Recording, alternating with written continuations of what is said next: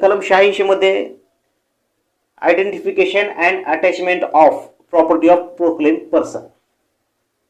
तर मित्रांनो, ही तरतूद नवीन आलेली आहे की एखादा जर फरार आरोपी एखाद्या गुन्ह्यातून तो फरार आहे, तो कोर्टासमोर येत नाही, तो ट्रायल इव्हाइड करतोय, तो ट्रायल टाळतोय, अशा व्यक्तीचे ओळख पटवण्यासाठी आणि त्याची प्रॉपर्टी अटॅच करण्यासाठी ही नवीन तरतूद आलेली आहे. ह्या तरतुदीचा वापर करण्याकरिता SP लेवलचे अधिकारी तसेच CP कमिशनर ऑफ पोलीस लेवलचे अधिकारी यांनी जर कोर्टाला अशा प्रकारचा अर्ज केला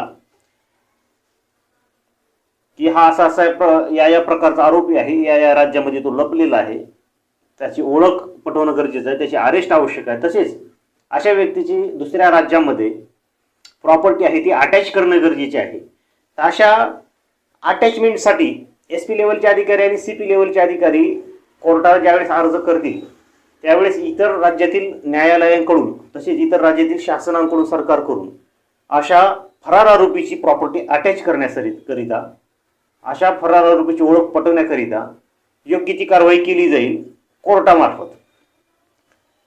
तर हा एक नवीन सेक्शन आलेला आहे जो की यापूर्वी नव्हता. तसेच